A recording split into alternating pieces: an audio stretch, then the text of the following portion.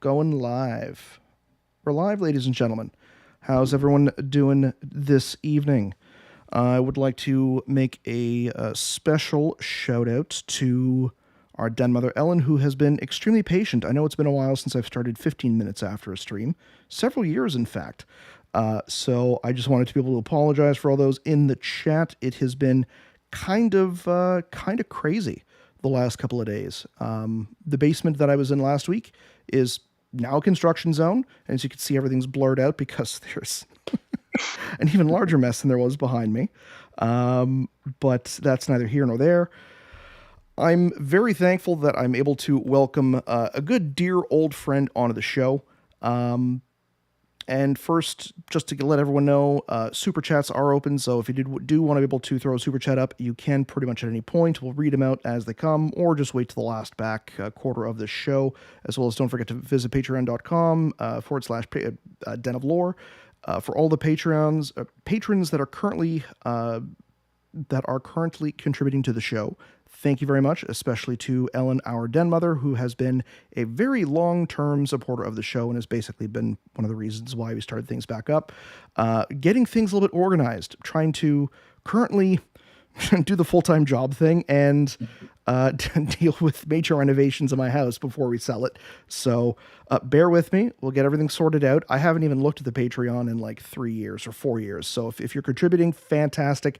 It helps with the software we're using to actually stream and keep things going, as well as, generally just offset the costs, which is kind of one of the things. It's like one of the things that makes it possible to be able to do the show, especially when your wife is like, "You're running the podcast again?" Yes. How much is this going to cost us? We'll take it as it comes, honey. But again, it's not about making money. It's about just making sure we can, keep on the up and up.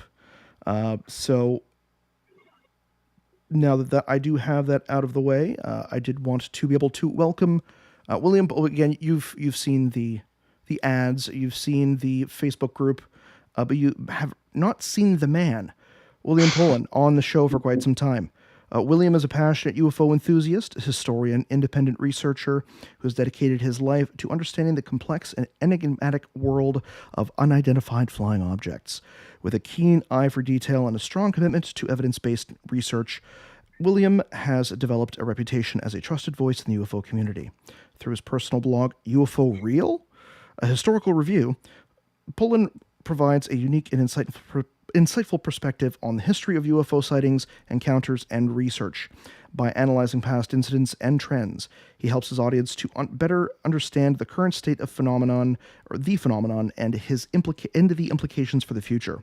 William's blog has attracted a loyal following. I think you're up to like 7.7 thousand right now on Facebook, which is awesome. Yeah.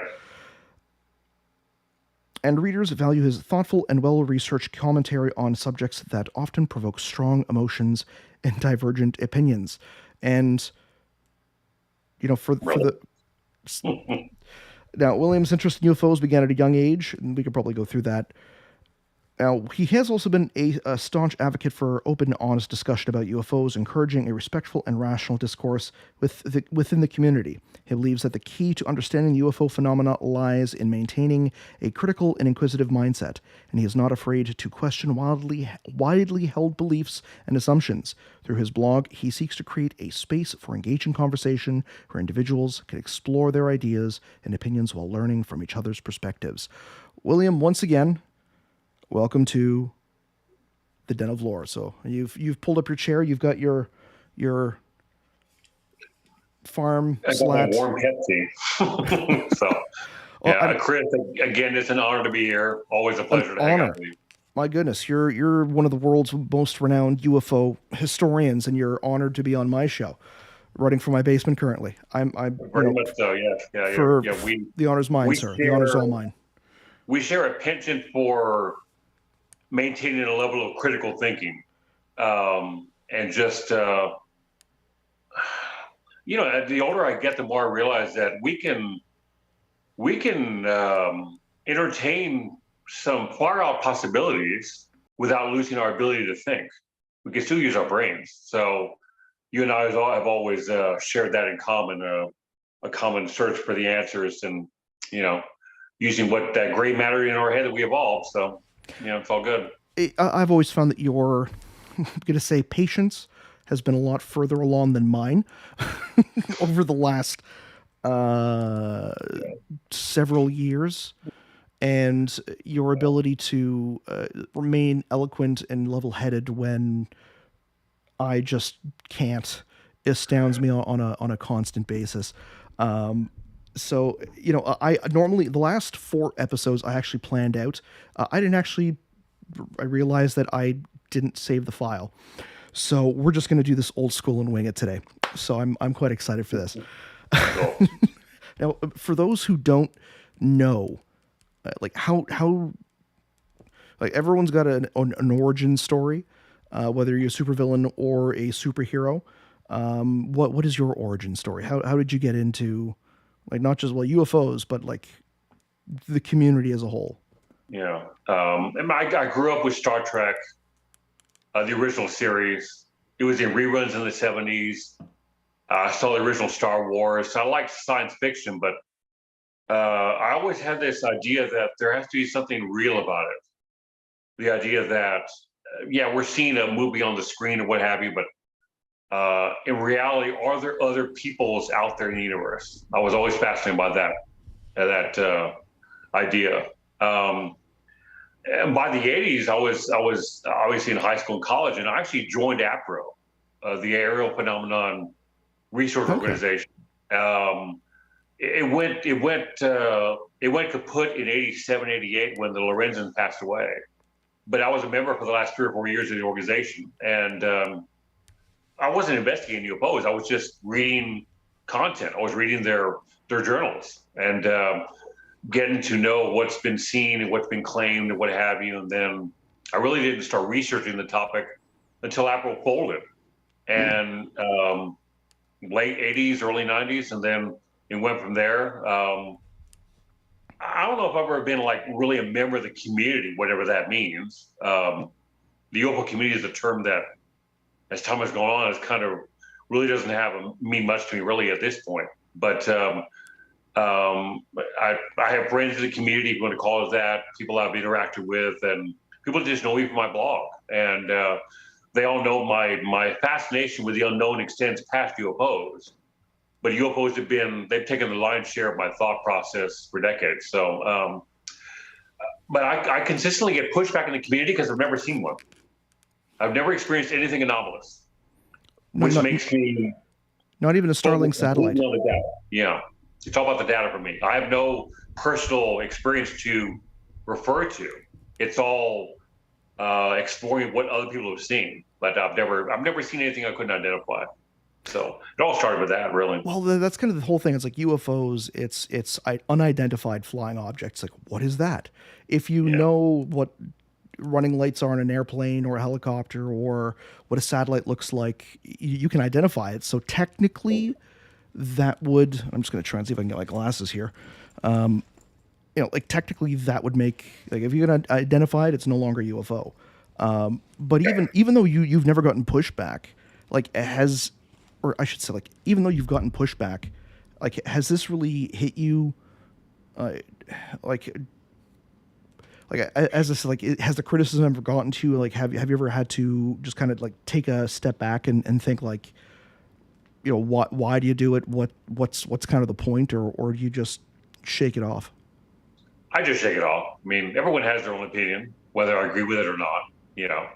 If somebody's straightforward with me and they're not attacking me, I'm cool with their opinion. I'll accept that. They have their own point of view and their own experiences or lack thereof. I'm okay with that. I just want to know, for no reason other than that. I just want to know, are we alone? Have they visited here? I'm a firm believer that we're not alone. The chances of us being alone in the universe is virtually nil, with all the billions and billions of planets out there, the vast majority of which we haven't discovered. The question is, have they come here? That's the question we all have. I'm comfortable with entertaining the idea we have been visited. I have no proof of that. And but the pushback thing, it's not a big deal. Every so often, every few years, I'll get a comment on my blog stating something like, "Well, you've never seen a UFO, so your point of view isn't really valid."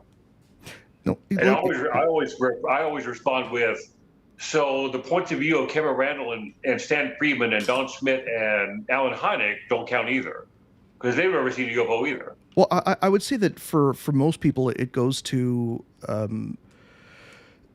it goes to the trust and authority logical fallacy, where those individuals are like, oh well, Hynek was was a scientist, and Friedman was a rocket scientist, whereas you're not, to my knowledge. Well, when you're not blogging on UFOs, what's your day to day? I'm a semi-retired tennis coach. Semi-retired. Well, you're still a young guy. What do you mean semi-retired? I put in 20 years at the Alamo Heights School District. I put in 2 years at Incarnate High School here in San Antonio. So I retired from Alamo Heights.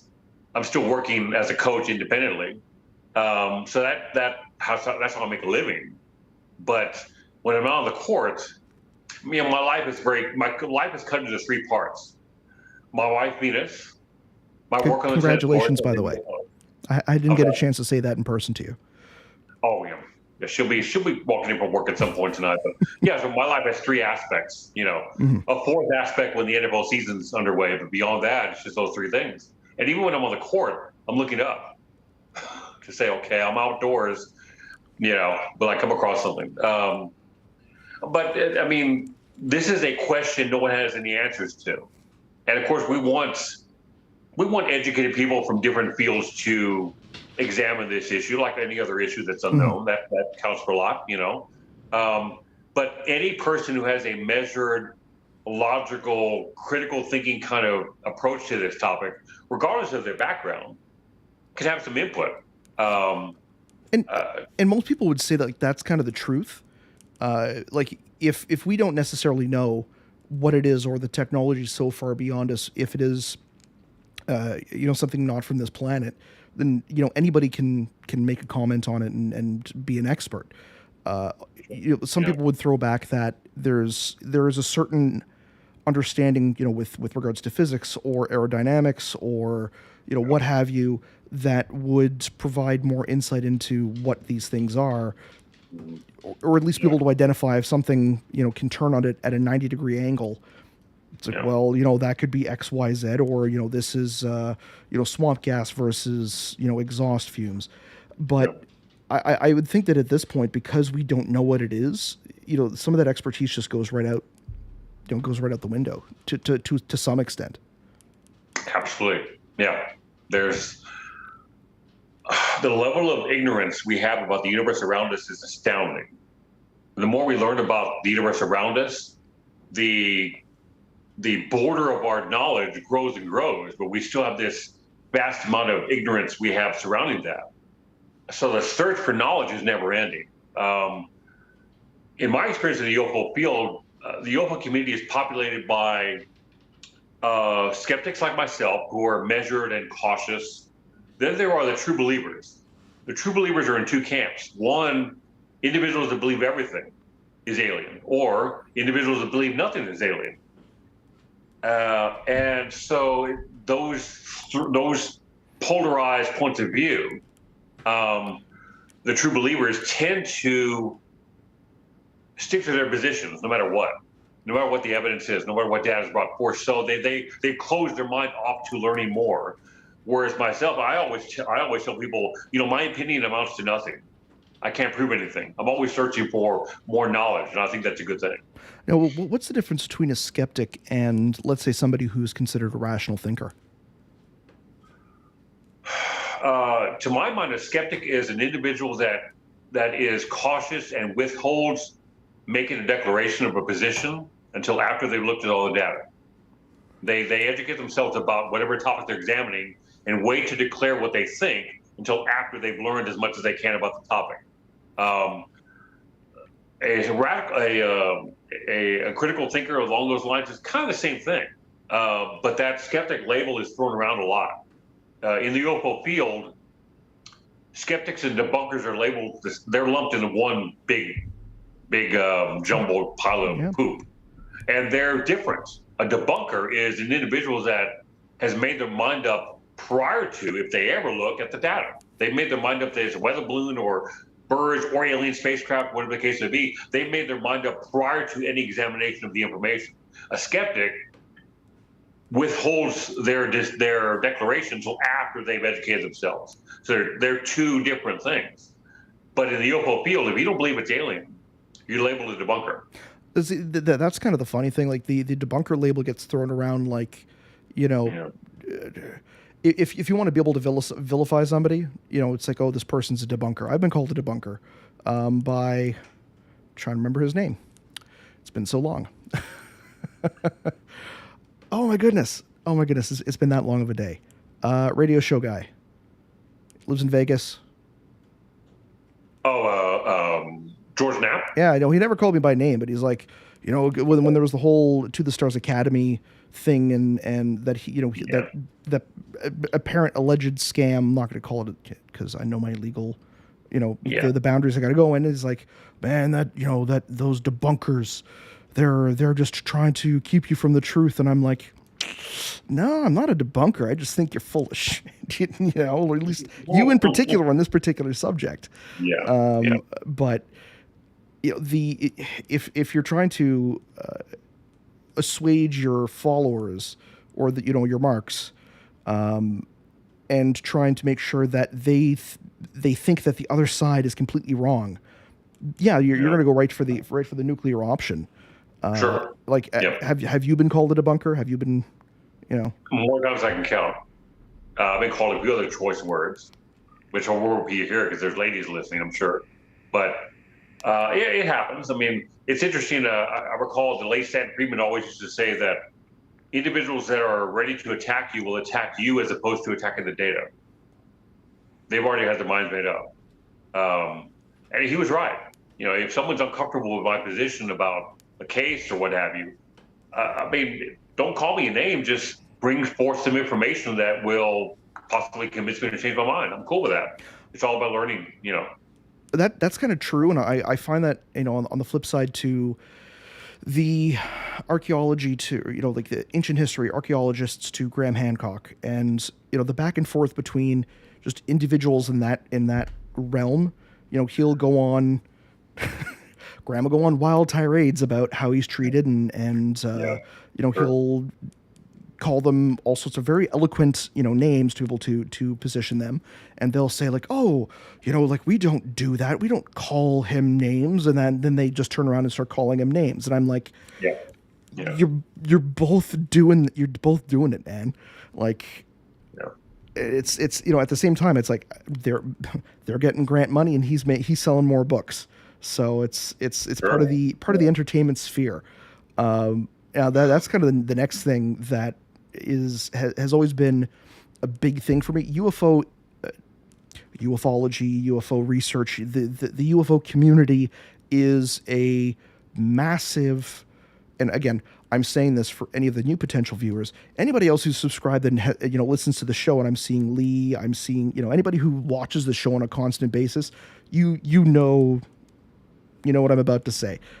It seems to be a very big entertainment industry, which is responsible for generating billions and billions of dollars, you know, from ad revenue, from merchandise sales, from tickets to, you know, conferences, you know, in various deserts that people claim to be contacted at, where they're getting, you know, these experts, these speakers who are then paid to be there. They're, you know, given VIP access, you know, hotel rooms, flights, the whole 9 yards, and they meet up and they get television deals and they get paid for their television appearances. So it seems like it's always reminded me a lot, kind of like pro wrestling, where they know it's entertainment. They know that what they're saying but has no real basis, even if there is a real phenomena. But they're just trying to be able to feed the masses with content because this is what they want to hear. And as long as they keep getting the money, they're just going to keep doing it. Yeah, that's exactly that. You nailed it. You hit the nail on the head. That's exactly what's happening. Sorry. Yes, gracious geek, we are back. From a numbers standpoint, I love numbers and data. If let's say from 1 to 100, how many researchers, quote unquote, are actually working on the UFO issue, and how many are just basically celebrities appearing on the circuit, I would think people working on the actual UFO problem are probably less than 5%. Well, by working on the UFO problem, can you define what you would say would be working on the UFO problem? They are conducting field investigations. They are examining videos. They are vetting documentation. They are searching through FOIA requests, looking for documentation referring to UFOs. They are examining alleged physical evidence. They are looking at videos and photographs to determine what's hoaxed, what isn't. They're actually working on the content people are bringing forth to them, which may or may not be valid, but it's the exercise that counts. The rest are appearing at conferences, better known as festivals. They're doing a whole litany of other operations like selling tickets, selling books, doing shows. This is not a show, Chris. This is a program. There's a difference there. A program asks. This is a YouTube stream from my basement. Completely different. Yeah. Program is hosted by an individual that will challenge the guests with logical, measured questions to make them defend their positions. A show is hosted by somebody who just goes along with whatever rhetoric the guest is putting forth. So okay, that makes sense. That makes sense. There's a whole industry here, and it does the entire field a disservice. Who would you say would be the biggest, at least alleged perpetrator? We have to be careful with our language. I should who's the biggest? Who in your mind is the person who's in that camp that allegedly would be doing this kind of hokey, non-sciencey, more showbiz type stuff, if claiming to be a scientist at this time? God, where do I start? I mean, you got. The issue with the UFO field is that you have people that were researching things and they morphed into celebrities. And they've gone from actually doing research with witnesses, and that has changed to simply making appearances on conferences and whatnot. I'm thinking of people that appear at every festival. Travis Walton appears at every festival. And my own position on his case is not the issue. The issue is the fact that he does every conference. He's part of the circuit. Ryan Sprague is part of the circuit. Nick Pope is part of the circuit. Peter Robinson is part of the circuit. And that's a name I haven't heard in a while.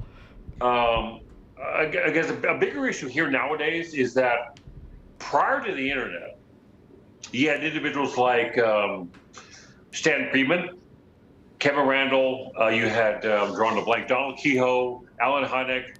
They conducted decades of research and work in the field and gained their notoriety as a result of that effort.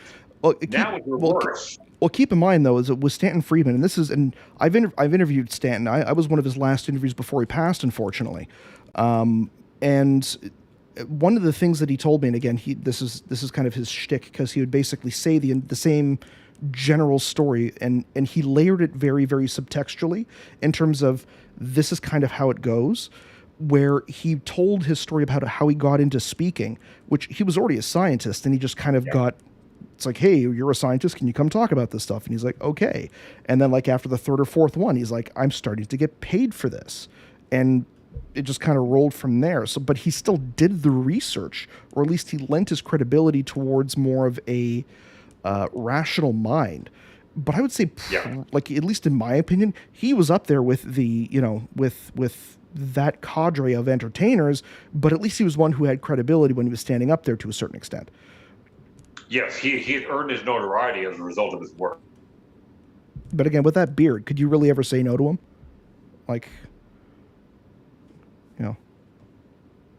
I think William's frozen. I got to take a picture of this. 1 second. Am I frozen? I think everybody's frozen. Oh no. Can they see you? The power just went out here. Oh jeez. Man, I'm telling you, it's the deep state Illuminati who's trying to silence you. Wow, I guess so. There it goes. My lovely wife Venus is holding the light for me, so here she is. Hello, Venus. It's been a long, long time. Congratulations. I know it's late in saying, but good to see the UFO power couple together. My better half warms my is heart. home, so. Thank you. I appreciate it. And he said better half. Never let him forget that, okay? I don't. Don't worry. Adorable beauty. Another intellectual. No, we've gone full circle from people that gain their notoriety as a result of their work, their credentials, their educational background, and the decades of work they did on this issue. And we've come full circle to now people are getting notoriety for what? And now their notoriety is a result of them doing conferences, selling books, whatnot. But did they do the work to earn that position? I don't know if they have any peer-reviewed papers. Have they published books of actual work and not just their opinions? That is an issue nowadays, and that's the result of social media and the internet. They've allowed them those platforms have allowed them to gain a level of notoriety without having done work per se, and that is the UFO field now in a nutshell. It really is, and so it's a UFO circuit, it's a UFO industry, and now you have conferences or festivals where people are paid to speak, sell their books, take selfies with other researchers and other people, and they dress up in their outfits and their tinfoil hats, and they dress up like aliens. Hey! Our producer Audrey does do that, goes to shows, and she has a great time. It's not a bad thing to be able to cosplay. Let's just end that right there. It's when you're claiming that you're a time traveling super cop that was trained with Obama on the dark side of the moon or Mars, and you work with space bird aliens. That's kind of where the bad part is, and trust me, there's people who do that at these conferences, from what I can understand. At least remember. I'm not sure if you're still around. That's another thing we're going to get into, is not CD directly, but just more that kind of end of things. Like the characters, and I've been out of the game a while, so I'm like, okay, if I'm going to do a UFO show, who's the guy I'm going to call first? Which is, the WGP, the big man, Lou Elizondo. Well, no, I was going to call you because you got your pulse on the ground floor about what's going on. I'm a little bit out of the loop. We did that with regards to the drama and the going ons and what characters are currently out. Who's got the latest gimmick for all you pro wrestling fans out there? It's all Jeremy Corbell and George now. Still? They have their podcast. They have leaked videos that come out every few weeks, which drive John Greenwald nuts, and Kevin Reynolds too. They're just like really more content like this, and they're very popular, and they have a lot of followers, and they're always having alleged leaked videos or documentation that they put it out there. Then the next shoe doesn't drop. More information doesn't come to light. Yeah, because they got to keep you on the hook for the next week. Yeah, one example was they had a Mosul orb, which is a short. It was a screenshot of an alleged video that was taken. The video was like 9 seconds long. Yeah, it was an orb photograph over Mosul, and then they talked about that, and no information came to light after that. So where are we at? It's just how have their subscriber numbers been? That's the next question. That's what is the traffic like? How many conversions are they getting on their sign up page? How many newsletters are they putting out a week? That's the Stephen Greers of the world putting out his documentaries. Corbell did a documentary on Bob Lazar, that stuff. So it's just content being thrown out. Documentaries, shows for sale to make money, to gather likes, to it's all self promotion, which is fine in and of itself, but that is not research. That is not working on the issue. No, that's simply celebrity. No. Well, how do you, like, you were part of MUFON as well in Texas, at least for a very short amount of time. 2 weeks. And well, again, that's we're going to talk about that. Yeah.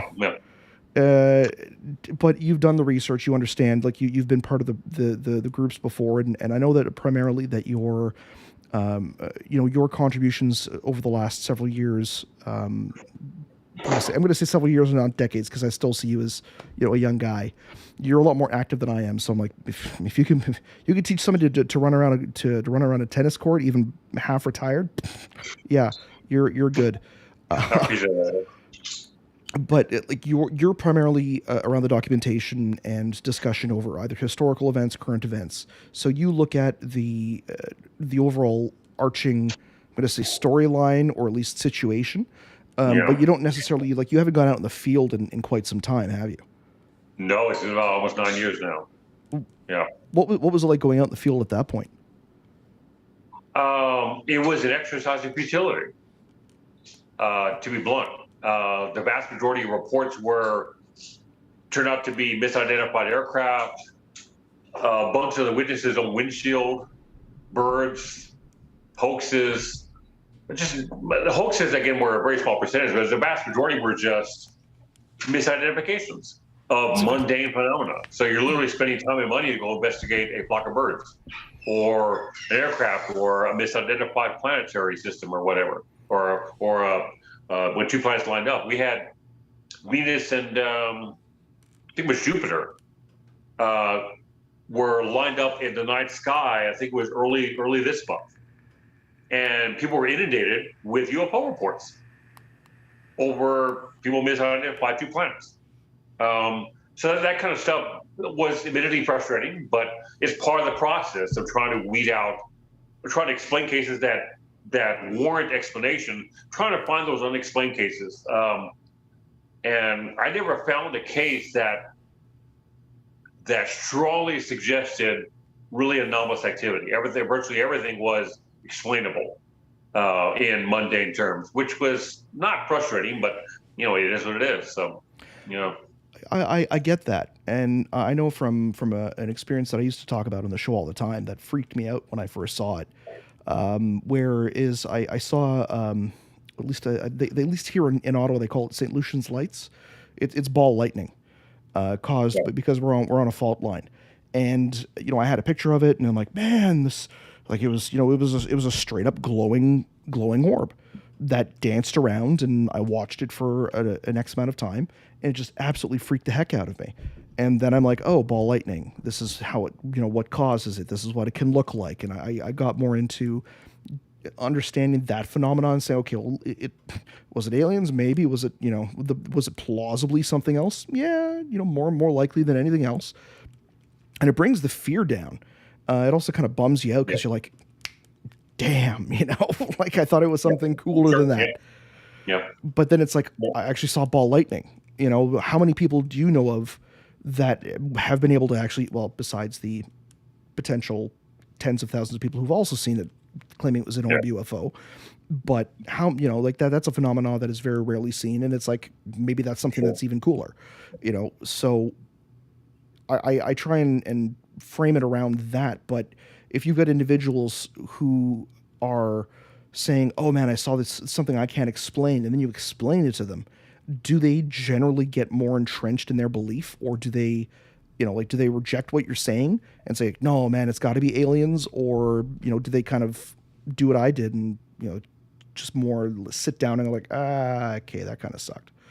Yeah. I started doing field investigations by about 92, 93 on my own. The whole MUFON thing we can discuss later, but I never joined MUFON, the actual organization. But in the 90s, people seemed to be much more flexible. They were pliable. They were more accepting of the investigation, the result of that.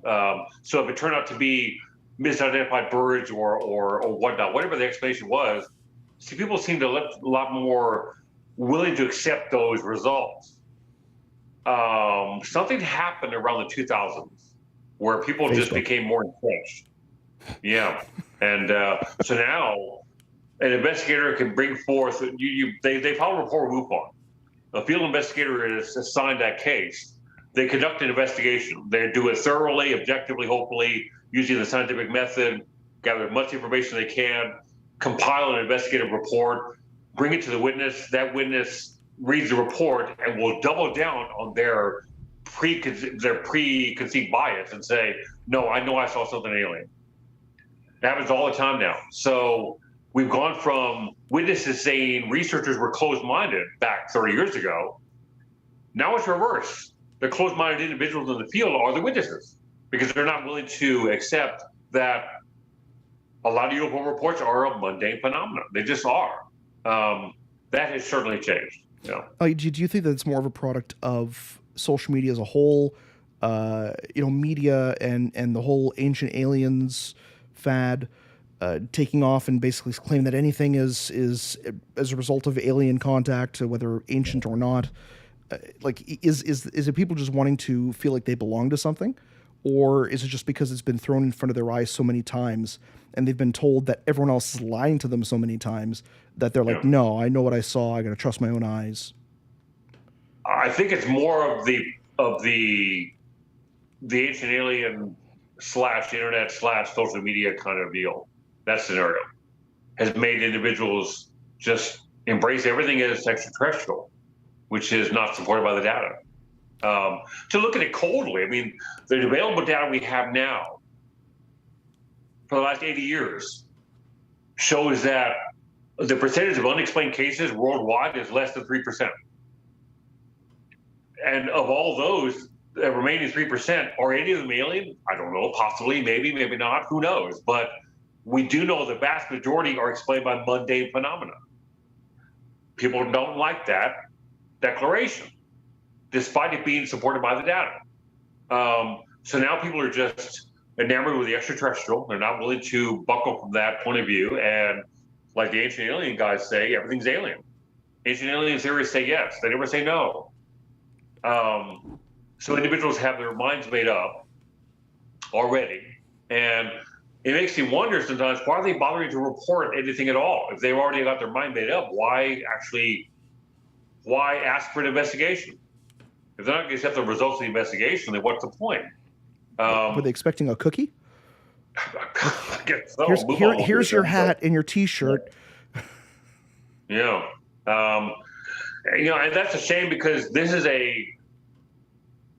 an issue worthy of serious examination. Mm-hmm.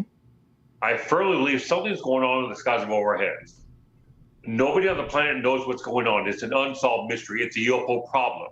A problem is an unsolved mystery. Mm-hmm. And it's worthy of scientific examination. It's worthy of examination on a worldwide basis. It is not worthy of a less than serious, lighthearted kind of approach that's given to it now, where everyone's watching the History Channel shows and going to festivals and whatnot, and they're not really focused on, okay, what's going on? What is going on here? No, they're selling their book. They're doing a show. They are calling themselves an expert when they're a barista or what have you. That is not work on the. I knew you'd like that, Chris. I knew you'd love that. Is he still slinging coffee, or has he moved to waiting tables? I don't know. I don't keep up with him. So, but Sprague is still. He was on a program. I can't recall the name of the program. I won't plug it either. But it was on network TV. And he was the host of the program. She examines different paranormal issues, whether it's Loch Ness, Bigfoot, UFOs, what have you. Well, they had a Roswell episode, of course. And Sprague is there with her. I can't recall her now. My memory is shot now at my age. He's going with her through the episode. They go to the UFO Museum.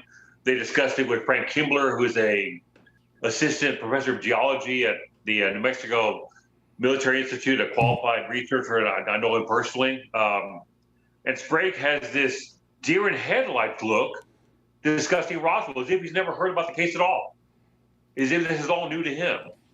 You could ask the average person in New York City or Chicago, Illinois, ask them, what is Roswell? And they can give you a synopsis of the entire case. Maybe not the details, but the general idea of what happened. So he's promoting a program. It's the celebrity. It's the UFO industry. That does not move the field forward. It doesn't. It just doesn't. We're spinning our wheels because of that kind of content. Well, considering that you've like, why would you? I'm not going to say why would you. Why do you still do it? If this at least, and I'm playing devil's advocate, not in a negative way, but just to be able to frame things here. You've basically taken on this lifelong task of trying to bring rationalism to something that has become more and more rational, where entropy has taken over and it's going completely crazier and crazier as years go on. And you're still the old school you know, voice of reason, the gentlemanly, non-paragraph writer, that that continuously, that's an inside joke. Every single Yeah. post he posts does not have paragraphs. Excellently written, well researched, great, like prose that I would never be able to do. And he does it effortlessly. Not one paragraph in the entire post, just a giant wall of text every single time. I think he does it just to be able to tick me off at this point. But it's like you're kind of like you're a Don Quixote, going at the windmills, and Yeah. you have not given up your purpose, and from what I can see, you've actually strengthened it. You've become more resilient. You've become more eloquent. You've become better written. You're doing posts more often. Yeah. You seem to have this fortitude of perseverance that is kind of lacking. Like, I get stalked by a Kabbalah cult for like 3-4 months, and I'm like, maybe podcasting's not for me at this point. I'm going to take a little bit of a chill. And you're getting just completely slammed sometimes by people. No evidence, cases that are completely, that are just mundane. The scene's getting crazier, the witnesses are getting crazier, the media is getting more intense on a constant basis, and here you are just continuously just going along, and getting better and better and better as time goes on. What would you attribute this to? I will answer that question when I close this bridge. Sorry, Chris. I'll be right back. And get my head together. I have returned. What happens is that individuals, when they give me their point of view, and it's contrary to what I think, it always kicks off a conversation, an exchange of ideas and opinions. That's great. I'm all for that. When I get a negative comment aimed toward me that becomes personal, or I've clearly made them uncomfortable with the data itself, I find that inspiring. If I'm not making people uncomfortable with the numbers and the data, I'm not doing my job. I'm not here to voice my opinion. I'm here to put out the facts. If I don't know, time to learn, time to research, and go from there. I've read some of my blogs from years past, and my writing was, I just don't want to read them. Whether I've improved or not, I'll take your word for it. I appreciate your kind words, but it's I seem to have been reinvigorated as of late. Yeah, I can understand that. And reinvested in just the work, just to vocalize a rational approach to this topic, which again is deserving of focusing on the data we know, the available information we have, and not really engaging in unsupported declarations that may or may not be true. We have enough opinion. We have 80 years of opinions about what's going on. We don't have any answers. We don't, not at all. And guesswork and conversation is good. It gets our minds working, but it still needs to be framed within the framework of the available data. Period. We can't just guess and have nothing behind us to support our guesswork. So it's just become, as the last year or two or three, it's become a point where I'm just writing all the time, sometimes twice a day. Something pops in my head, and or I see something online, whether it's nonsensical or not, I write along those lines, or make an analogy that doesn't seem like it's connected to UFOs, but it is in a certain way, or even just a case comes to mind that I wrote about years ago, and there's more information about it now. So my mind has changed about it. My position's changed, which is another thing that never happens nowadays. Nowadays, people make up their mind about a case, and regardless of what the data shows, regardless of what new evidence comes to light, they won't change their mind. It's viewed as flip-flopping. So I'm always writing and processing and thinking and whatnot, and it's just it's a never-ending process. But I really don't think of it as work now, because I just enjoy it so much. Well, do you get paid for it? Oh God, no. Then how does it work? Because actually that's actually the wrong term. You're right. It's the wrong choice of words, but it's work in that it takes a level of dedication, a level of commitment to get it right, or not at all. Fully 1/3 of my blogs I write up, I delete them. I look at them after I've written them before I post them, and just look at the way it's constructed. I'm like, I just don't like that. Delete it and walk away. Because it either didn't frame the idea I wanted correctly, or there was little information that was left out, or it just didn't come off well written at all. You accidentally used a hard return. Yeah, yeah. So it's not really work. I love the effort to do it. I love the effort of writing and researching and learning and whatnot. So it's not really work per se, but I guess the biggest inspiration I get is just making a cursory scan of other groups on Facebook, and you come across so much nonsense, so much content that's just not true, and people will embrace it. And it's like I'm one, and I'm talking about myself, and I wouldn't put myself in that position or label myself as such, but it's like I'm one little voice of reason covered up by this vast cloud of misinformation. If we're not going to fight against fake news, then where are we at? We have to keep things valid and embrace what's valid and accurate and ground in reality, and not just believe things that aren't true. But that's not the case for the UFO field. A lot of things are believed that are simply not true, and that again hurts the field.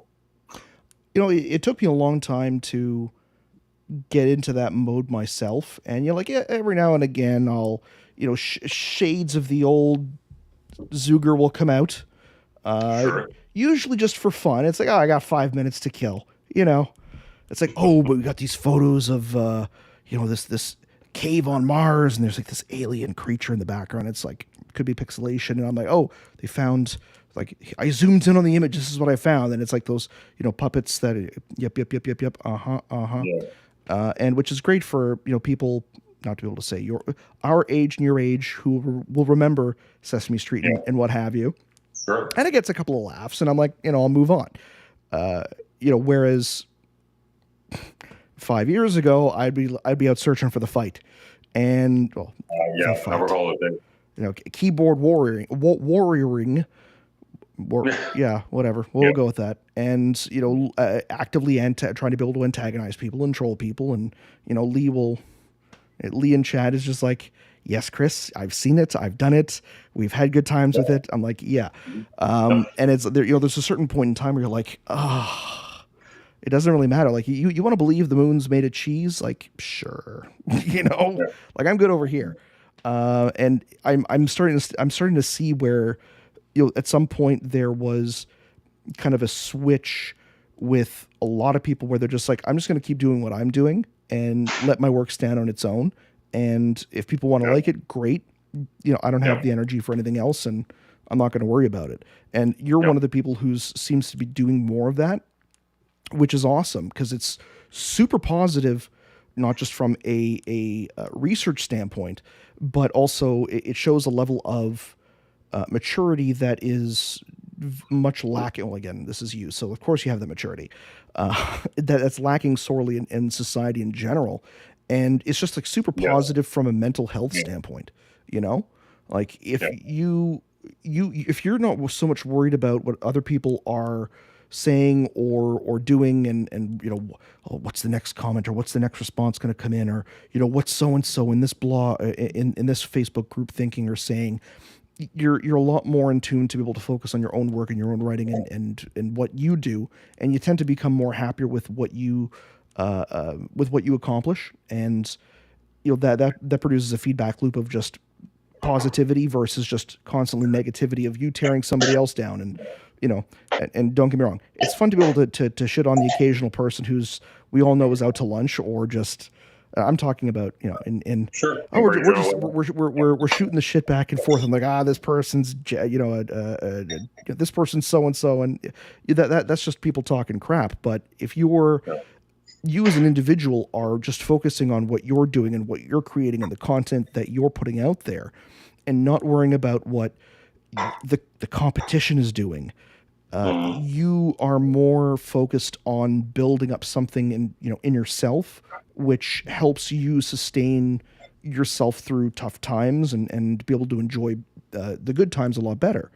At least that's kind of my perspective, what I've found on it. And for somebody like yourself who spent a lifetime not just teaching somebody a skill or teaching somebody the rules of a sport, but how to be able to perform, how to be able to move their body in a certain way to try and attain greatness or try and achieve something, or to win something. That to me, like, there's a certain something that you need to have to be able to do that, not just for yourself, but to be able to instill that in somebody else. Yeah, it can be admittedly challenging because part of the process is to try to, from a coaching standpoint, every individual is different. How they process what I vocalize to them, everyone's different. Some individuals like me to teach them a slice forehand, slice backhand, kick serve, whatever the stroke may be. And I always encourage my players, look, if you're not progressing in a positive way with my efforts, go to another coach. They'll probably tell you the same thing, but they're vocalizing in a different way. So that individual can process that information in their own way and then move forward and improve themselves as a player. And it's that communication effort that is important. I've learned that in the UFO field that how we communicate is pretty important because we're trying to convey our thoughts and opinions.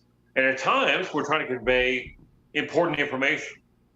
And if we're not able to use the English language correctly or productively, then it makes it very hard to convey thoughts and opinions. I've interacted with some people online in a very not kind of an in-depth way, but an individual posted, I recall, a picture she allegedly took over her house. It turned out to be lens flare, but she thought it was a UFO. And I guess by definition it was, because she didn't know what it was. It was unidentified. She went down the extraterrestrial angle. She was immediately kind of going toward the alien angle. And I asked her on Facebook, I said, what information do you have that supports the idea this would be alien? You've already made up your mind about that. And she said, well, I just know. And I responded to her basically saying, I respect your opinion. How do you know? I want to know. She immediately got upset with me asking that question. I wasn't trying to troll her. I really want to know. How do we learn? By asking questions, period. I was asking questions of an alleged witness to find out what she saw, what she witnessed. She was not comfortable conveying the information. And not to mention the way she spelled on Facebook, I couldn't understand what she was trying to convey because she couldn't spell. She was capitalizing words in the middle of a sentence, using the wrong word, misspelled. I mean, I can't understand what a person is trying to convey to me as an individual if they can't use the language correctly. Happens all the time on social media. And by extension, society. People can't spell words. They misidentify things. They use wrong punctuation. They use words that don't mean what they're trying to convey. That is problematic, to say the least. Venus and I discussed this about UFOs. We'll be sitting watching TV, having dinner. We'll see misspellings on national media outlets. I mean, these are journalists. They're journalists, but they don't have a QC department because they've been cut out. That's the budget cuts. Yeah. So it can be very troublesome. However, despite that, frequently I'll come across a person who's very articulate, very eloquent, very well thought of, and they don't have to have a PhD, but they're measured and they're able to convey their thoughts correctly and thoroughly in a straightforward way. I have no trouble communicating with them. They're not as rare as you would think. But I find on social media, the ability to communicate productively is lost on some people. And that makes it difficult to find out what's going on. That's just the way it is. I don't know why that's happening, but it's happening, not just in the UFO field, but it's in society in general. That's what's happening. Well, people tend to interpret what they want to be able to interpret from a text. It's easier for somebody to be able to interpret something direct, like, if they're telling you to fly off, you're going to know pretty well flat out what that means. Yeah. but a lot of like, you're dealing with cultural differences between just even different regions within North America. You're dealing with different levels of subtext within communication in the English language, which subtlety can mean one thing in New York, or what's the saying? I'll attribute it back to people on the East Coast are kind but not nice, but people on the West Coast are nice but not kind. I don't know how that works like more, in Texas, but it's, if you're on the East Coast and somebody, if your tire breaks down and you don't have a spare or something, or if you don't know how to use a jack, someone's going to stop and help you change your tire, and they're just going to curse at you the entire time, saying like, "Oh man, like, what do you mean you can't use this? What kind of, idiot doesn't know how to change a tire?" type of thing, and then they'll help you and get you on your way.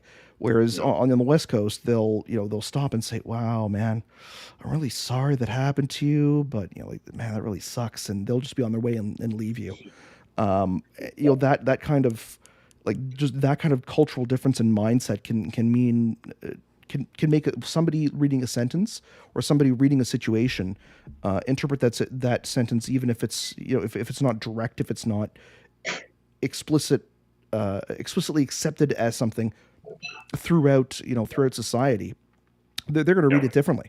And some people are just more prone to just flying off the handle, and because you don't see the person. It's one of the reasons I like podcasts, and like you and I can go more in depth on more the philosophy of something, and me just rambling on 15 the top 15 questions to ask William Pullin about UFOs. We can get in depth about things. We can actually, and we're talking relatively face to face, and there's something personable about that versus, oh, here's this profile picture where someone's in a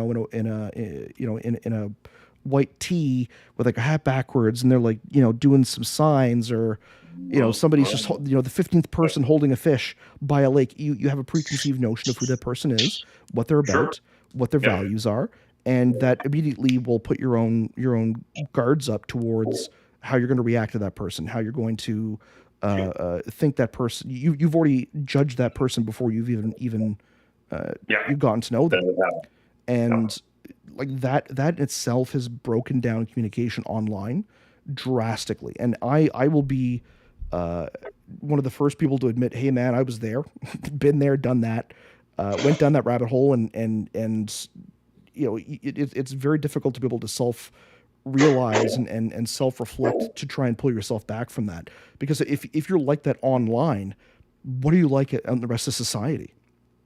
That's a valid question. Yes, absolutely. Along this line, I think I wrote a blog last year about communication skills. How let's take the UFO topic of all topics to bring up. If you discuss the UFO topic, the vast majority of information we have is anecdotal, witness testimonies. If we're unable to convey those testimonials and communicate them to investigators thoroughly and accurately, what do we have? We can't give out a date, a name, an address, a geographical location, and have those spelled correctly and accurately. Then we're conveying potentially inaccurate data, which makes an investigation a moot point.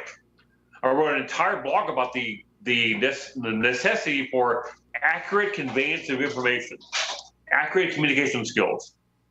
And I've got several comments from individuals saying, why is it so important for me to convey my testimonials accurately?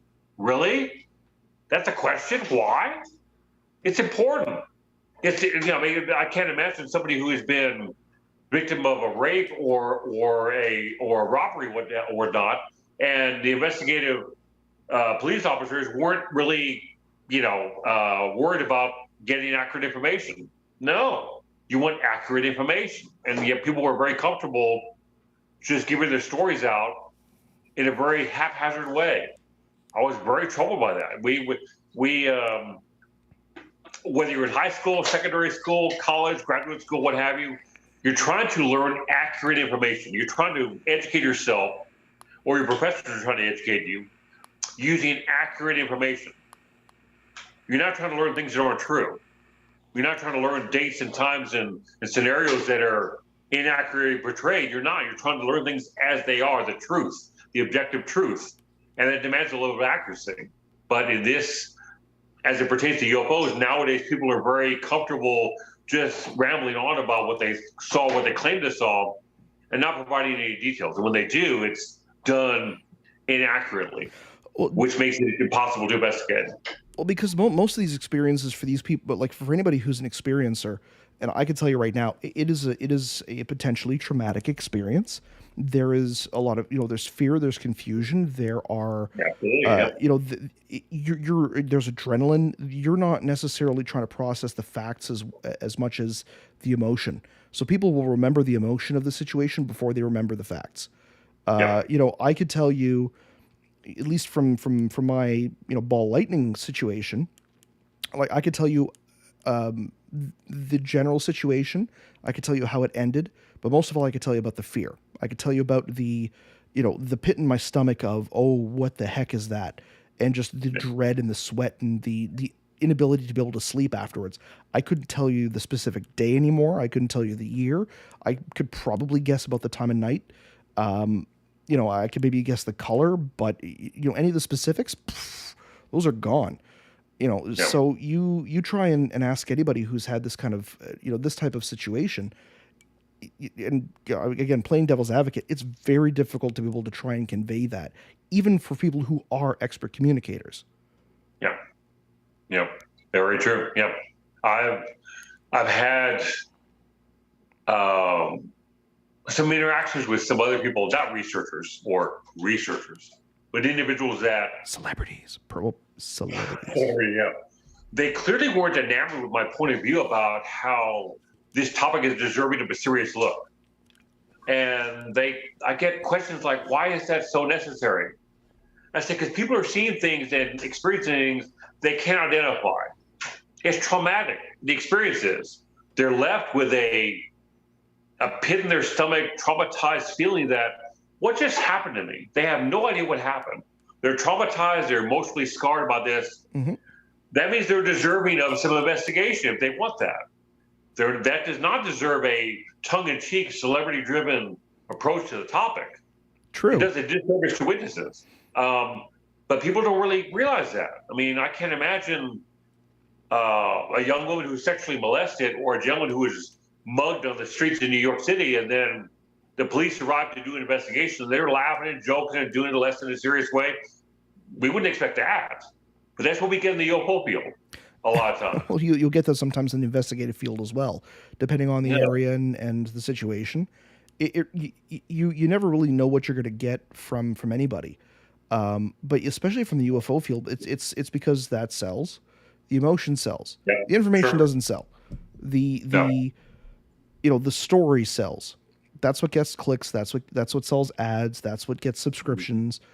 Sure. But the overall information, like that was one of the things where, looking at this podcast, like, yeah, we could, and we've always been information, but it's always been entertainment to a certain extent of trying to be able to jazz up the information and make it seem cool and make it seem fun. It's got to be fun. Emotion is fun. Facts and data is school. People generally shut off when it comes to that, unless you're, Sure. ADHD like myself, where it's just like, you see a scene in something and then all of a sudden you're on Wikipedia for 4 hours becoming an expert in it. That's it. But from an apples to oranges, yeah, man, it's always about the story. Yeah. Like that's a fact of, it's been like that for thousands of years with humans. Sure. We've sat around fires, passing down spoken word from generation to generation since time immemorial. When it comes to survival, that's where the facts come in. That's where the facts come in handy. But nobody wants to learn them. Yeah.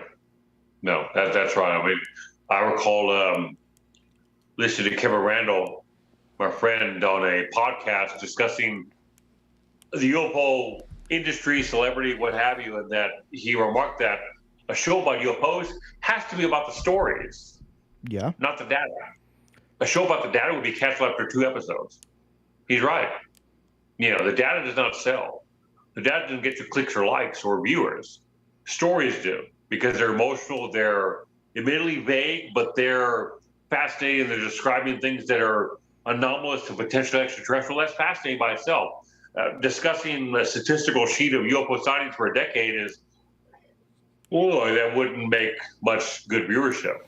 Well, because if people want if people want facts, they're going to watch the public access television that will preview the local universities' science Sure. lectures. Yeah. But when people are watching TV, if they're tuning into Ancient Aliens, sure, the information's there, but it's the story behind it that gets them involved because it's escape. Because Yeah. most people, Yeah. they're dealing with their 9 to 5 job, they're dealing with their hour-and-a-half commute stuck in stop and go traffic, their job that they don't like, and they're going to want to come home and say like, oh man, 8 o'clock, let's get dinner, at the coffee table, let's turn on the TV and let's watch, so and so, because for that hour they're hearing about somebody else's out of this world experience, Yeah. not to use a pun, versus their own mundane 9 to 5, and it's junk food for the brain, yes, Yeah. but it's also somebody's ability to decompress, and I'm saying that just from a factual. I don't necessarily agree with it. It sucks that we as people, especially in the 21st century, go that route. Yeah. But you've got people who want to make a buck. They're going to capitalize on it. What is something that's very exciting? It's unknown, which is it's danger, it's risk, it's trying to learn something that other people don't know about. So it hits all the bells of, oh man, I'm going to learn something really cool, and just secret and mysterious, and I'm going to know something that a lot of other people aren't going to know, and that's really sexy to a lot of people. Yeah. Venus and I went to go see months ago the latest Jurassic Park movie. I can't recall the actual full name of it. Yeah, later in the Dominion movie or something, I think. Yeah, or something like that. Late in the movie, every single species of animal in the movie is a dinosaur, save one. Toward the end of the movie, the main characters are trying to escape. They're in this underground tunnel, and they come across a species of Dimetrodon, which was a mammal-like reptile that appeared prior to the dinosaurs. And that animal has been mislabeled for decades as a dinosaur. It isn't. It's a reptile, but it's not a dinosaur. It's not from that group. So I wrote a blog about it, and people liked that kind of write up about something that's not UFO related. But I make a point to write it in a way that's enjoyable to read. If I wrote it twice and didn't post it because it came off as a lecture, as opposed to I wanted to write about a fascinating animal that lived millions of years ago that wasn't a dinosaur but was special in its own way. Once I got it written the way I wanted to, then I posted it. So it was that effort to convey information, but in a way that's enjoyable and not coming off as a college lecture. It becomes boring. Then you lose the attention of the readers. And I'm very lucky that a lot of my readers are enamored with science. They don't mind the non-paragraphs. They like UFO stuff. They like other topics that are, not UFO related, and they like the banter. They like to ask questions, and some seem to like when I say, I don't know. I have time to do some research. I don't know about that topic. I'm very lucky that way. And maybe people have seen my blog and say, this is a place where nonsense does not go on. It's not tolerated. My blog is all about accurate information, exchange of ideas, opinions, the conversation, critical thinking. So it attracts those kind of individuals, and I'm very lucky to have those readers, actually pay attention to what I'm writing. So that's a good thing, I guess. Well, that was the entertaining part, and I know from your blog, and I like to, I'm not going to say apologize, but just at least there was that one person that I think I commented on, and they said something along the lines of, because I'm known for my smart aleck comments. That's kind of my shtick. And I'm just also going to find it funny that through this podcast, for anybody who watches it, it's like I've steadily just become more and more reclined as the time goes on. It's like, oh man, it must be in the second hour. Chris has got his feet up, and man, I'm not used to having a couch on a podcast, so this is new for me. And they had said something, and I'm like, well, William, tell him who I am, when the bad boy of ufology. And I'm like, no, that was probably not appropriate. And it's like, okay, well, but it's also kind of my brand to be that. I'm now like jackass light, as it were. So, Yeah. but it's interesting to see that, like, yes, you do have people who are interested. That is their entertainment, where it's not necessarily about the story. The story is you presenting the information, and their entertainment is to be able to discuss with one another about what that information entails. So they're getting their enjoyment and their escape out of that, which is a very niche audience. Yeah. Like you're in influencer territory, as they would say in LinkedIn. I thought about that. It's interesting. That blog I wrote about the Dimetrodon, one of the comments I got from one of my readers was, great write-up, William. I didn't know about this animal. Thanks for the information. They just learned something new, and invariably, these are all topics I write about that I'm learning about too. And if I write a blog about an extinct animal or a UFO sighting or what have you, I double check my research and do some more in-depth reading and searching for information, because I don't know everything. I don't. I'm a pretty ignorant person. I want to find out about things I don't know about.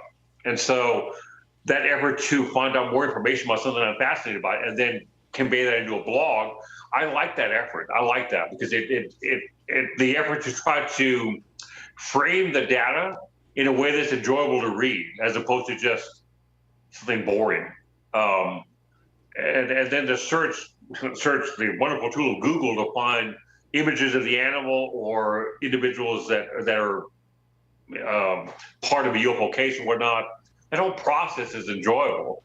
And whether it's photographs, images, or the actual blog, most of that stuff I actually delete and don't post at all because I end up rewriting it and reframing it. So, like, how do you come up with the idea? Does it just like hit you because you see something, or you read about something or see something on TV and you're like, oh, I should write about that? Or do you plan out your content? It just pops in my head. It really does. Yeah, it just pops in my head. Now, I try to stay more focused on UFOs, but in recent months, I've been kind of exploring island biogeography, extinct animals that we've made extinct through our own efforts, humans, and astronomy, things that have been fascinating to me since I was a kid. But it really just pops in my head, whether it's the Great Auk or I write a blog about a moon that might have liquid water under its surface or what have you. I've always been a fan of science and math, so those ideas just pop in my head. It was one day I was out giving a few lessons in the morning, got back home, and it was one day where the moon was out during daylight hours. And I looked up, and for some reason, it popped in my head. I thought, I wonder what that moon would look like on the surface of Saturn. But obviously, it's darker there than also Saturn is much further from the sun. But this idea, I thought, I'll write a blog about that. And just did a little more research and things I already knew to some degree about, but just a little more information and write it up, and it came out pretty good. I posted, people liked it. So, but you're right. I have my readers is a certain kind of person that likes what I'm doing, just conveying data in a way that's enjoyable to read. Yeah, it's a niche of readers that like that. I don't know if that's the norm, but it seems like the majority of my readers really like that kind of stuff and then ask questions and exchange ideas with each other. Not just me per se, but with each other. And I like that because I get to read their comments and say, oh, this guy's using his brain, this guy's thinking. And then oftentimes individuals will comment with each other back and forth, and it'll give me an idea about another blog. Or I'll jump in and make a comment like, or what have you. I like that level of interaction. So, it's really enjoyable. I'm starting to think that people think that I might hate you. No. Now I'm just like, I post like one word, and every single time I post in your blog, it's just because like you and I will read your posts. You and I will talk back and forth on Facebook. So for me, and my Facebook is essentially now basically my friends. So, you're on my feed constantly because of that now. And I'm like, okay, I look at it from like just the microcosm of you're posting and I'm commenting on it, not necessarily realizing, oh my God, he's got like 8,000 people who read this thing on a constant basis. So there's probably a lot of people out there who are going like, man, this Chris guy thinks that, it must be a real dick. He's so mean to William all the time. I'm like, no, it's just two guys just, busting each other's balls, Yeah. in a friendly way. So that to me is like that kind of self-awareness is like, oh my God, kind of embarrassing. And it's also kind of funny too, like from a very Yeah. meta level. And I look at, other people who are like, they search for that connection, that community, that long-standing interaction, and it's part of Yeah. their day, it's part of their community. And I just, and people like myself will just come in and just shit all over it and make a mockery of it, not knowing that that's what they're Rocking the looking fun, for. yeah. So, Yeah. that's kind of part of the that's part and parcel of the learn some cool shit, sometimes about yourself, and when you're, it's empowering to know that you have people out there that do look for that. And yeah, it shows a certain not highbrowness or elitism, but yeah, like you got people who are going to just discuss a topic back and forth because they're interested in it and because they like the person. They want to support you, they want to support the ideas, they want to support the page, and Yeah. they like what you're putting out, and they believe in what you're doing, they believe in the brand. So they're going to interact, they're going to like the page, and they want to see you succeed. So you getting enjoyment out of the discussion is as much as the enjoyment that they're getting out of you posting it. So how would you think that they would react if, like, let's say you don't post for a while? Like, do you get to a point where if you, let's say, are sick or you go on a trip or something, that they will come back and comment and say, well, man, where's William? You haven't done anything in, like, 4 days. What's up? I don't know. That's interesting. I don't know. The dynamic is very interesting because my personal account on Facebook, the number of people actually are my friends on Facebook is very short. People I've interacted with a lot, good friends, whether I met them in person or not, is very small. My friends list on Facebook is less than 190. It's a very small list. And on my blog, I've got almost 8,000 readers and whatnot. I really don't give them any glimpses into my personal life per se. Most know I'm married. They know I'm into science and math. Occasionally I'll make a reference to something I did in my personal life, but generally not. My readers are much more knowledgeable about me as a thinker, how I think or don't think, as the case may be, what have you. They really don't know my personal life at all. So I get two different points of view. But if I didn't post for a protracted period of time, I don't know what people would think. I don't know, because I'm so used to blogging at least once a day, if not twice a day, or sharing something I see on your page or John Greenwald's page or posting a video from Kevin or whatever. There's always something, I'm keeping it active. And part of that is because I get so many comments and interactions. If I didn't, I wouldn't feel so pressured. I'm not feeling pressured, but I wouldn't feel so motivated to post all the time. But I feel like with all these interactions I get, so much conversation, people commenting, whether I agree with it or not, the interaction is important. It feels like, okay, I'm not wasting my time here. People are interacting and discussing these topics openly. Okay, I'll keep posting because I'm making them use their brain. They're comfortable discussing things on the blog, knowing that it's a safe place. They're not going to be attacked. I'm not going to tolerate any kind of out of bounds behavior, but I do like interactions and exchanges.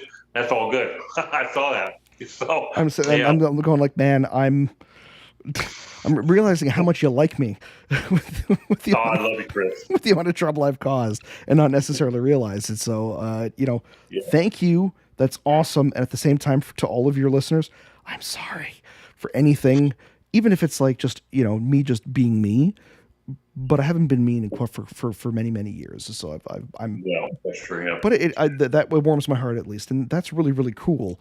Now, how have you kept your level head when you're dealing with these, you're talking about like all these interactions, you've got all these people, and you obviously understand that you have a certain amount of influence within this community, and you've built this UFO information sharing and discussion community.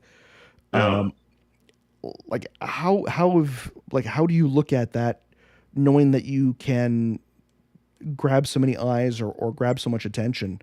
Like how have you kept your level head to not let it go? Like, okay, well now I'm going to monetize this, and I'm going to start posting every third post as an ad or something like that. I mean, but one, the list of programs I'll go on is painfully short. Yours, Everett Thiemer's program, Extension 13, and then Jim Mallard's the Mallard Report. That's it. Just those three. Shout out to the Mallard Report. Yep. I forget. I believe it's live every Tuesday at 7 p.m. Central. I forget. Sorry, Jim. Don't kill me. It's been a while. 8 Central. Yeah. Okay. So there you go. Yeah, and so I just don't go on shows that promote and embrace nonsensical content. I won't do that. I don't make any appearances at conferences or festivals anymore. Venus and I were burned late last year in San Antonio. We were pretty much in charge of organizing a festival, scheduling speakers, and we got stabbed in the back, so we're done. So all our interactions are online. What happened with that? And conference? Yeah, we before Venus and I met, I was in charge of scheduling speakers for the Wonderland UFO Festival here in San Antonio. Oh, I've heard of that. And I had scheduled Venus to speak at this year's festival, and was asked by the organizer of the event to take her off for personal reasons, not professional reasons, personal reasons. And I said, well, no. What kind of personal, are we talking we all know that the UFO community can attract a certain type of people depending on, yes. Are we talking they're just being mean? Are we talking this person's, girls can't be a part of this club, or which is insane, backward thinking. This person was a woman, or is a woman. Oh. And she was on my friends list on Facebook. So she was aware of, Venus and I, our relationship and what have you, as we've gotten closer and closer together. Well, she used that information to, people were told me that this woman had a crush on me. She had feelings toward me, but they were inappropriate. And she based her professional decision on personal information. That has no place, none whatsoever. So, playing devil's advocate, can you look at it from the perspective of, and I'm looking at it from from a rave promoter, where we're we're going to throw a rave and book our friends type of thing, instead of supporting the scene by booking local. So they're looking at it from well, this spot could go to somebody else instead of one of your friends, or somebody's got a crush on you. And by the way, you married the woman and she's amazing. So she technically was right on that she did have a crush on you. But at the same time, it's no, you're in charge of booking. You can book Elmo and Big Bird if you want to. It doesn't really frickin' matter. Are they paying? Was this person paying for any part of it? Were they or were they just some random Joe person who just got jealous? My work was all volunteer work, all volunteer. Then what the heck? My focus was to schedule speakers that are grounded and critical thinkers. Serious researchers of the topic, not riffraff. And so I was asked to remove Venus as a speaker. I said, I won't do that. I'm going to terminate my affiliation with the festival. That was that. And Venus has not heard from the festival to confirm her termination as a speaker. To this day, nothing. Which is a level of unprofessional conduct. So there's no more festivals. I do very few programs. And so now it's all online writing and blogging and whatever few programs I'll do on my own, or this outstanding program. That's about it. And so people have asked me several times, they said, well, you promote the Mallard Report, you promote Extension 13, you promote Den of Lore. Why is that? I said, because they're outstanding programs. They're not shows. They're not embracing the nonsensical content. They're programs, well-run programs that convey interaction and information. Well-run. So, you're being very, very, very, very generous with that. Being very, very objective too. But, I appreciate that very much. I will promote that, and we'll share it on my page. And am I influencing things? I don't know. I mean, you are one of two people that's told me I have influence in the community. The other being my lovely wife, Venus. Well, I look at it from I'm in the business. So when I see numbers you have a UFO page, and a page, it's a page, not a group? Well, it's a page and a group. The group is attached, but the page has almost 8,000 readers. The group has a little under 4,000. So Yeah, so like you've got a page which has very little reach in terms of Facebook's algorithm. Pages are like down here, like live video. I think live video is still fairly high up, but you've got like your shorts and then boosted posts, like all those things down. Pages from companies and groups, well, like groups are fairly high, but pages are pretty much the lowest. So yeah, the fact you have that much reach, you've got 8,000 people, and if your reach, I believe, is about 25% of your audience per post, or on average about yeah. 25%, that's kind of insane. So Mhm. because you've got people who will actively search your page for those posts Yeah, and check it regularly, or yeah, they've said, okay, well, I want to see this on a constant basis, which shows a higher level of trust. So yeah, there's a certain amount of influence, but that's more from an industry side of things, yeah, versus you know like you're an influencer, but you don't really care that you're an influencer, which is yeah. kind of endearing. Yeah, I really don't care, man. I've had one gentleman a couple of years ago ask me, "Are you worried about what people think of your writing or of you as a researcher?" I said, "No. If I was worried about that, I wouldn't have a blog. If I was worried about that, I would be online. When you're online posting what I do on a page, I'm kind of putting myself out there. Hmm. If I was worried about what people think, what they would think about me or what have you, then I wouldn't have a page. I would just have my group discreetly posting data, and I wouldn't convey my personal opinions, not at all. But I'm comfortable whether people agree with me or not. That's fine, as long as they're cordial and they don't attack me personally. That I won't tolerate. I'll just block them. But beyond that, a straightforward banter, I'm cool with that. Because we're just exchanging ideas. Again, we're talking about things we can't explain. No one has any answers. So straightforward commentary from different points of view. It's all good. Just block them. Like I would do that too, but before be like your mother, and then then block them, because you gotta.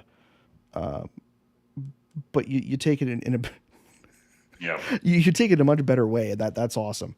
So like I'm like even with our show, like our page I think is around close to 500 or 600, and like that's with Yeah. me not doing anything on it. Like I've only just started Yeah. posting on it because I'm like, oh, the show's coming back, all right, I'll like we got to put the content up. But I literally didn't touch it for like 3 or 4 years, and I know how hard it is to try and gain that kind of following.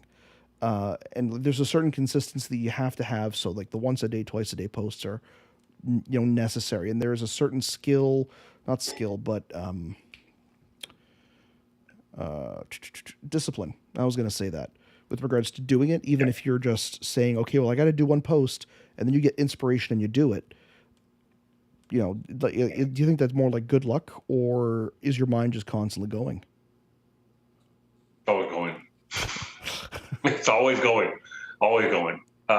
Semi-retirement. It's like, man, I got to think about something. There you go. Yeah. It's just, my mind's always churning. Venus and I are the same that way. We have different thoughts and different positions about a whole set of different topics, but our minds work the same as far as there's always wheels turning in the head. So different topics come up to my head. I'm like, oh, I'll write a blog about that. Sometimes I write them down and say, I'll get back to that at some point, and I may have forget about, I'll come across it again. So, well, I forgot about that. Let me write something on that and go from there. So, if I'm influencing people to be more enamored with data, if I'm influencing people to have a more of a critical way of thinking about things, that's all good. I'm fine with that. I mean, my readers know I'm a strong advocate of the scientific method, using science to explain things. They also know that I'm fully embracing the idea that science is only one tool in our toolbox. It can't explain everything at this point.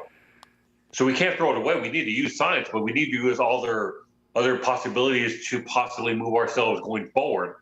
Instead of just sticking to our guns, we're using one tool. Scientists are guilty of that. They're guilty of thinking scientifically, but they're not open to other possibilities. They're kind of very closed and set in their ways, and that doesn't really move us forward enough. These are evidently paranormal topics we're discussing at this point, which may be explained at some point later down the road. I mean, a couple of years ago, scientists thought that rocks falling from the sky was an impossibility.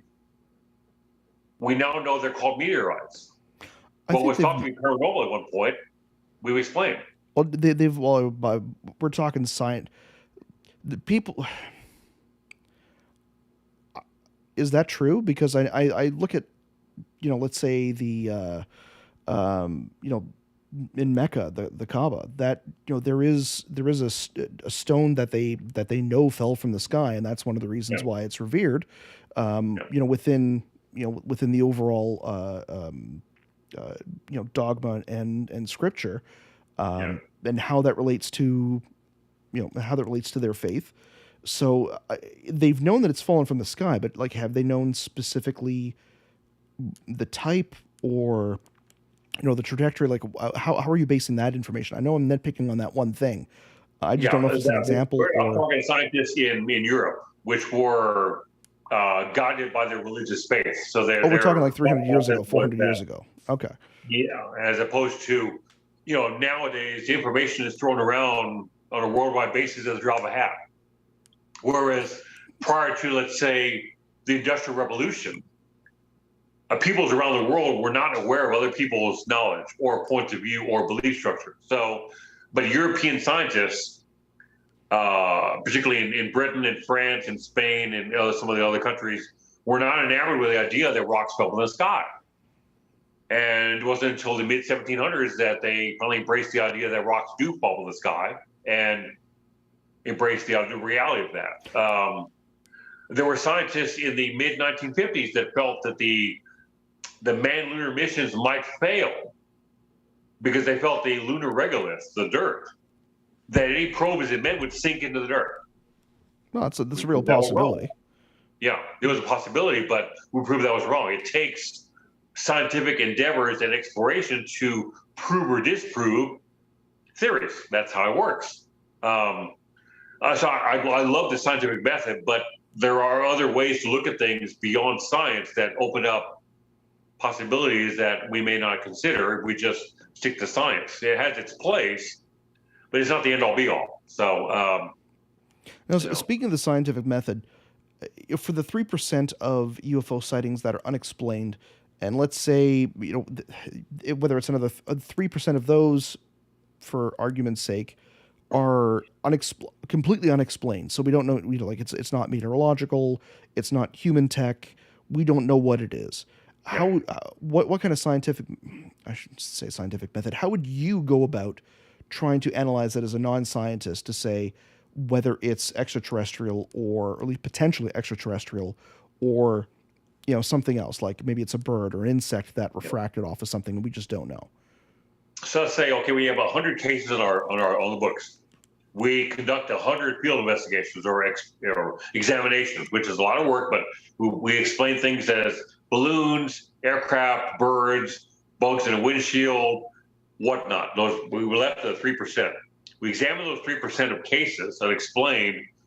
There's a certain percentage that are still explainable because the data we have is incomplete, or there's not enough data to really come to a conclusion. There seems to be a percentage of those unexplained that are explainable by, or suggested that they're explainable by, secret military technology that we as civilians are not privy to. I'm comfortable with that idea. And then a certain percentage are just unexplained. They're unexplainable. The information we have evades explanation for some reason. And there was a project done in the 1970s or late or early 80s. It was called the GPAN report. It was conducted by the French version of NASA. Mm-hmm. And the percentage of unexplained cases they got, which was about, I think, 8 to 10%, was a little higher in France with that project. They found that the vast majority of unexplained cases were the ones with more data and more information that were reported by more highly educated people. I found it interesting that the higher the educational level of the witness, the more information you have, the more quality information you have about the sighting, the less likely it was they could explain it, which is kind of counterintuitive. Now, going back to the alleged videos that Knapp and all are releasing on a constant basis, which, you know, you and I both know are probably BS, because if you're taking I'm trying to be able to remember what I was actually going to say. Okay. Those videos, you and I both know, based on the fact that we've seen a million, you know, Facebook posts, videos, claims. When somebody's taking a screen cap closed in on a computer screen, trying to obviously obfuscate everything else around it except for the actual item itself to try and keep it in frame, that it's being done for a reason. Sure. So those initial reports were claimed by individuals that had high status, you know, like, you know, Fravor, who was former USAF pilot. For those people who were educated, or at least providing all that information, like, how many of those do you think are people whom are trying to game the system, or just trying to be able to get attention and know how to be able to do it? I think that's an unknown. I couldn't put a number on that, but it's a definite possibility. That's, you know, that's a troubling issue, that you might have qualified observers, whatever that means. Let's say military pilots, scientists, astronomers, whatnot, that they're aware of things in our skies or in the universe around us, and so when something is seen by them, that is still unexplained, they can identify. Okay, that speaks volumes. That doesn't mean their testimony is infallible. It just means that it's interesting, to say the least. Are all those individuals coming forth in an honest effort to convey their information, or is there an ulterior motive? I don't know. We're still talking about human beings here. Well, that's always been my issue with regards to testimony as a form of evidence. In the scientific method, testimony is the lowest form of evidence. Agreed. So you have individuals who will claim something. That's great. In a court of law, that is, you know, a potential, even then it's still hearsay. But when we're talking data, if somebody's reporting something and saying, well, I saw X, it was, you know, approximately 1,500 feet away from me, maybe 50 feet in the sky. It was this time of day. The sun was in this position. They're going to give you all of this information, unless you're actually getting the firsthand readings of, you know, the light meter, the you know, laser rangefinder. You're still going off of their word and their testimony. Yeah. So how can we as people draw conclusions or attest to credibility to something when we're still basing that information off of shaky, potential, you know, third-hand information from somebody who's been through a traumatic experience? We can't. There's no way to do that. That is not a popular position in the UFO field. Because it's logical? UFO researchers hold testimonials at a very high standard. They really do. But in the scientific method, testimony is the weakest form of evidence, like you said. So I heard things about, like, well, a percentage of UFO reports. Well, reports are just that. They're reports. That's it. That does not mean it's anomalous. It's just a report. We have to be very, very cautious and never lose sight of the fact that witness testimonies are just that, testimonies. The human brain is not a objective chronicler of events. It isn't. Memories change over time. They do. So testimonials are not cut and dry. They're not X's and O's. They're not black and white. People are describing anomalous, emotionally charged events.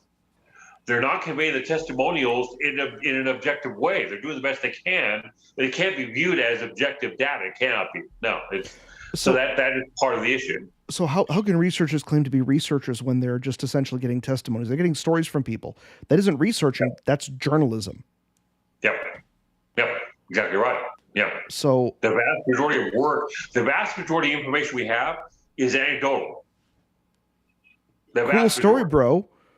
Yeah. Where's Yeah. where's my damn rangefinder readings? Where's my my radar track reports? Where Exactly. Yeah. We have very few reports that feature that kind of information. Very few. And then the vast majority are just stories, to be blunt.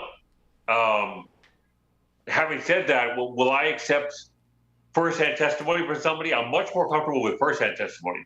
Once you go second to third hand, I don't want to hear it. No, because I'm hearing that from someone else. No, the likelihood of that being conveyed accurately, no.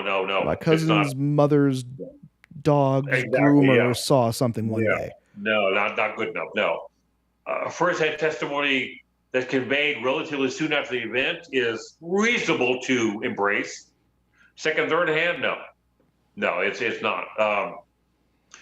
But physical evidence, I mean, radar traces, radiation traces, burn marks, lightning traces, very few cases feature that. Very few. How easy is it to fake, let's say, like, burn traces? Like, obviously, burn traces with radiation are a little bit more difficult to find, unless the person who's doing it is ending up in the ER with radiation poisoning. But I would think that if you've got individuals who can use cricket bats attached to some string to over a night create an entire intricate circled pattern on a field, that you could also have somebody do that and then use I don't know, like some basically use fire or like just a can with a lighter to scorch some more of the grass that's coming up to give that effect of like, oh, a landing craft was here. This was the pad that they came down on. You can see that it's burned because it came in through the atmosphere. Like, those are the kinds of, it's not just the testimony, it's also like the physical evidence, which can also be falsified. And like, to me, that pisses me off, because like, okay, if there's actually phenomena that's going on of some kind, nobody knows what it is. And it's that kind of thing that makes it more difficult, not only for it to be taken seriously, but for people to actually figure out what they need to be able to research and to measure, or what they need to look out for, because half the stuff that we've been told is evidence or physical trace could be completely BS. Yep, sure can. Yep, you got and a great example of how easy it is to hoax things. I guess before I go off on another tangent is that.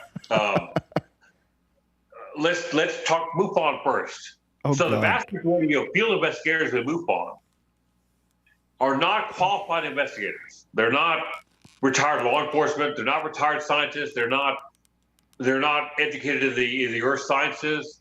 They're not knowledgeable into how to conduct an actual investigation. Field investigator school for MUFON is a few days long. I would not want a murder investigation or some such crime like that investigated by somebody who has like a few days experience. That I don't think anybody would be comfortable with that. Yeah. So we have that level of quality investigations. Wait. 3 days, and I bet you got to pay for it. Probably, yeah, they do. Yeah, they do. To buy the field manual to learn to pass the test. Yeah, that's a whole deal. That's a whole other program. Beyond that, putting that aside, it's easy to hoax even qualified individuals. There was a pair of gentlemen in the late 60s, 1967, Dan and Grant Jaroslaw. I think they were in Michigan State. Memory doesn't serve me, but a couple of brothers that allegedly took 3 or 4 photographs of a UFO overhead. Those photographs were examined by Project Blue Book. They were examined by Ground Saucer Watch. They were examined by NICAP. They were examined by Dr. Jalen Hynek, who was the head of astronomy at Northwestern University. Qualified individual, educated man. And nobody could explain them, so everybody kind of embraced the idea that these photographs were valid, possibly of alien spacecraft. So 1976 arrives, and Dan and Grant Jaroslaw write a letter to Alan Hynek admitting to having hoaxed the photographs. So a man who was a PhD and was a head of astronomy for a university was fooled by a couple of guys that didn't hold that level of education. If we can fool him, then how easy to fool a blue collar worker who's a field investigator? Oh, I got one better on for you on that. Roswell autopsy. Oh God, yeah. Good friend of mine and friend of the show, Spiros Malaris. Go Google him. He was the guy, for anybody out there, he was the man who planned, shot, and like produced the autopsy video. He is a master magician. He is an expert photographer, expert videographer, filmmaker, and I should go back and unfortunately I can't actually post the videos because we basically did a director's commentary on the entire alien autopsy video, and Fox did not like that at all. So that's in private right now in the video feed. But he told me, like, the way that and I asked him, like, how did you get the video, like the actual reel? Because they faked the reel. Like, or I should say, it was real video of a fake event, but they faked the authentication by sleight of hand, which got past the the person from Kodak, the person who basically knew on the planet more about that particular physical film, and they managed to fool him through sleight of hand. And that's how the entire thing got going. And I'm like, you have somebody, like, you got a magician videographer who knows about time continuity and how to be able to change switches out so that they're from the right time period, so it seems more believable. Who has sleight of hand, and he's able to fool undoubtedly the top expert on the planet in the film, the actual brand of physical film. Like, what now we've got 3D generated imagery that's almost lifelike. We've got AI photography or imagery that can be created like just by a prompt by a 12-year-old on a phone. What hope do any of us have? Yeah, agreed. I mean, for my money, the best photographs we have that maybe have captured anomalous things were taken prior to the 70s.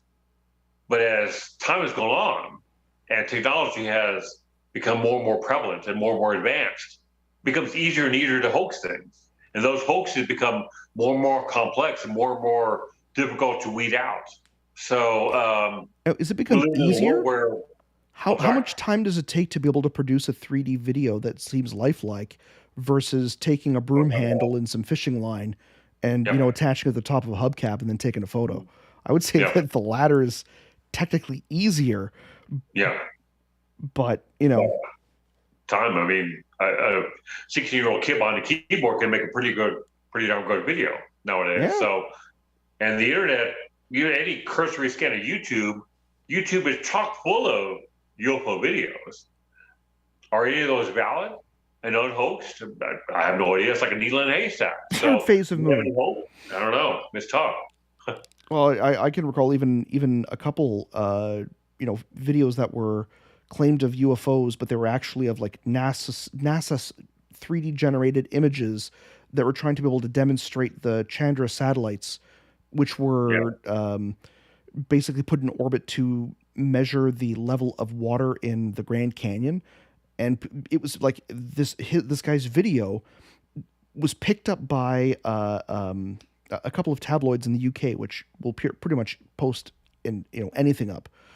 And it's just like, no, like, I went and actually found the physical video, or not the physical video, but like the video on NASA's Jet Propulsion Laboratory satellite of the exact same video. And I'm like, what UFOs? This is JPL imagery. This is like really bad 3D generated imagery. How do you think this is real, people? Mm-hmm. There is a video, and actually it's images of an object that was seen over, I think it was the New Jersey Turnpike a few years ago.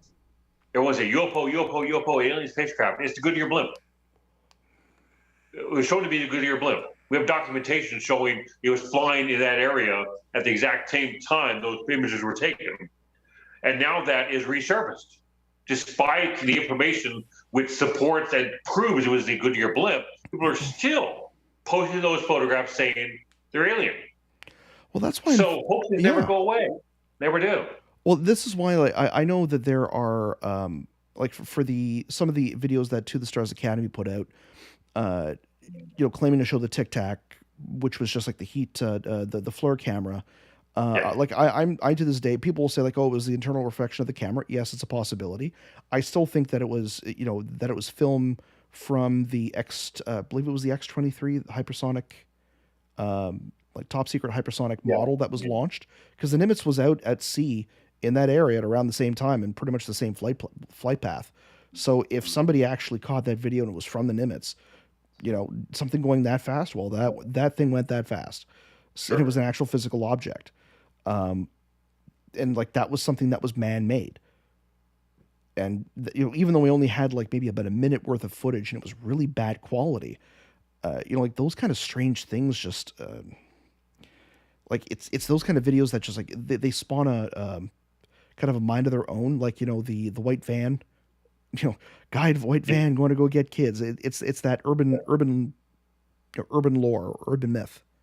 Yeah, and that the UFO topic is full of tales that aren't true, that become myth, that have been embraced as what does a certain ex-president say? Or now the publisher of his book said, the more you say something, the more people end up believing it.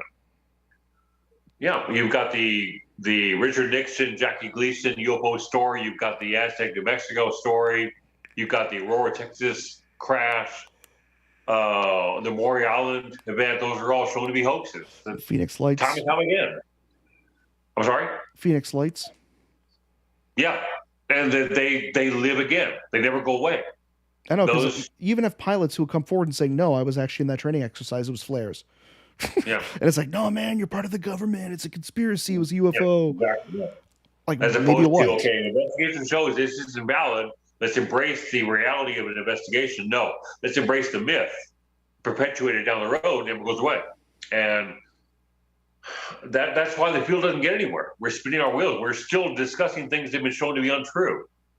I mean, Aztec happened in January of 48. That's a long time ago. People still embrace it as real. Come on. Well, a lot of UFO media is again rehashing stories from, like, it's just rehashing the same lore over and over and over again. It's like you're watching Howdy Doody from the 40s or 50s, and it's 2023. Yeah. Like I'm sorry, I'm not watching Pluto TV here to try and relive the glory days. I want to know what's going on with these damn things. Yeah. And I'm not going to say we're going to solve it on this show because we're coming near the end here. But outrageous. Oh, you mean like we've gone through 2 hours already? I know, and I'm like, wow. After the week I've had, I'm like, we may move back to 8:30 in a couple of weeks once I can get things out, because I think this 10 p.m. to midnight thing is it's just too much for me. I'm not 30 anymore, guys. Everyone on the East Coast, yay! Everyone on the West Coast, I'm still going to be at work, Chris. What are you doing to me? Yeah. Like, you know what? Listen in the car on the way home. Yes, sir. Yeah. So, William, do you have any final words of wisdom that you'd like to be able to impart? What is a message that you want to be able to tell the masses out there? The UFO issue is worthy of a scientific, naturally the wrong term. It's worthy of a serious discussion, a serious examination. Whether you're enamored with science or whatever point of view you want to take, a tongue-in-cheek, lighthearted approach is not going to get us anywhere. A serious, critically thought-out look at this topic is worthy of that, whether you're a witness or not. And if we do that and all keep ourselves grounded in reality and embrace the valid and push away from the untruth, we might have a chance to solve this issue at some point. But we keep embracing things that aren't true and keep not using our brain, we'll never solve the issue. But again, like I say on my blogs, that's just my humble opinion. So, And with that, his humble opinion, and a humble man he is, uh, William, thank you very much for coming on the show. I know you've been eager to come on and, it's like, when can we promote the show? I'm like, man, you can do whatever you want whenever you want. You got free reign. Like I am in low key having a good time mode. Like, you want to promote it 6 weeks, I'll go for it. We're definitely gonna have you back on the show, because this is supposed to be fun time for everybody. Learn some This cool is shit. great. Oh yeah, we talk about philosophy, we talk about the topics, we talk about the bigger picture. But at the end of the day, it's literally 2 hours for me to be able to talk with friends and people I find interesting, which is one of the reasons why I'm like, I had to have you on the show for like one of the first guests, because I think it would be criminal to not do so, because we used to have so much fun on that one show that we won't name, with that one guy, that round Oh table. God. Yeah. Yeah. Yeah. And I'm like, no, That guy. he's a good gent, and the people love you. I love you, man. Next week, this is like, I actually have to get up from the couch now. 1 second, people. Yeah, next week. That's the thing. It's so comfortable. You got that William Pullin guy next week. Oh man, you can come on whenever you want. It's like, or it's like, man, let's talk about UFOs. I'm like, dude, we're talking about the English language and translating it into Sumerian. They claimed that there were UFOs back then.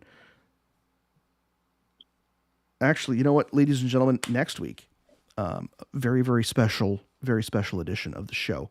I'm going to have Chance Gardner and Venice McNeil from Magical Egypt on the show. They're going to be live from, I think they still might be in Thailand. So that will be a 10 p.m. show. I'm going to figure out the schedule I'm going to figure out the schedule for, like, April's pretty much not going to change, I don't think. And then in May, once I get in a new house and actually have a somewhat of a studio built again, then I can really kick things into high gear. So I want to say thank you very much, everybody, for tuning in. You guys make this a treat every single week.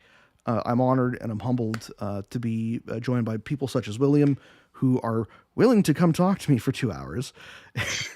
And for all of you for spending your time with me on this Thursday evening, night, or afternoon, or Friday morning if you're listening from Australia, because I know we do have a lot of Aussie friends. This is episode 5. I'm starting to get back into the mode of starting the show late, which means it's starting to get good, and I'm starting to feel that this was something that I missed, and I missed all of you guys, truly. And this isn't just me just being tired talking. It has been something that I look forward to every single week, and I have missed it. So what I'm trying to say is, it doesn't matter if you start something, you stop something. If you're going to do something, whether you wait a week, a month, a year, a decade, it's got to be right for you, and it has to be something that you enjoy. And it has to be something that adds to your life, not takes away. So wherever you are, whatever you're doing, be kind to yourselves. And if you're in a spot of trouble, or you need to talk to somebody about something, don't be afraid to. Be kind to yourself. I already said that. Just, yeah, like at the end of the day, just be kind to yourselves. Like, especially online. Don't be too hard on yourselves, and take it day by day. You'll get through it. We'll all get through it. So, to all of you, thank you very much for coming into the den, and we'll see you next week.